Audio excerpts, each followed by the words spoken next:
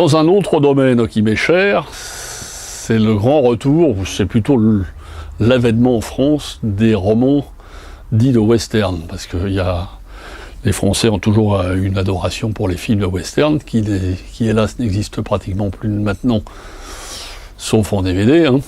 Il y a très peu de films qui sortent, quelques-uns qui reviennent un petit peu, parce que c'est des cinéastes un peu cultes de ces années-là, notamment Tarantino adore le western, donc ils essayent de refaire des films, enfin il n'y en a quand même pas beaucoup qui y reviennent.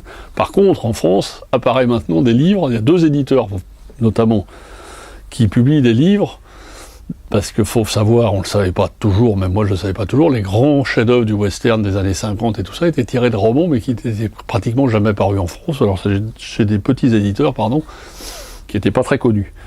Il y a 2 éditeurs qui se lancent là-dedans, il y a Actes Sud déjà, avec un directeur de collection prestigieux qui est, j'en ai parlé tout à l'heure, Bertrand Tavernier, qui nous a réédité déjà un premier roman de Burnett, Terreur Apache, et de Ernest Hancock's Éclairons dans l'après-midi.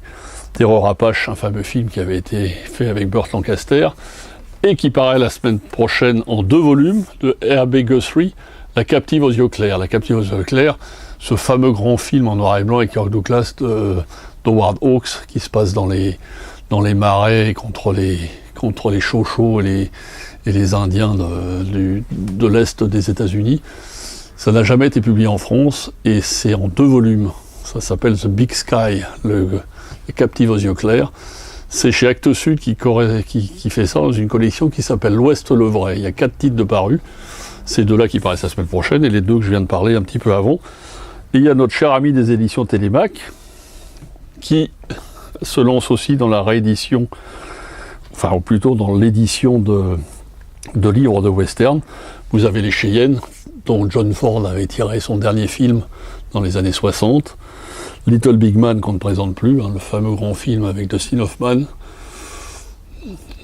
Et le 3e, qui vient de sortir là, La Flèche brisée, un film de Delmore Daves avec James Stewart. Donc tout ça, c'est pas le contraire, c'est pas des romans qui sont adaptés des films, c'est les films qui ont été tirés des romans, mais qui n'étaient quasiment jamais parus en France.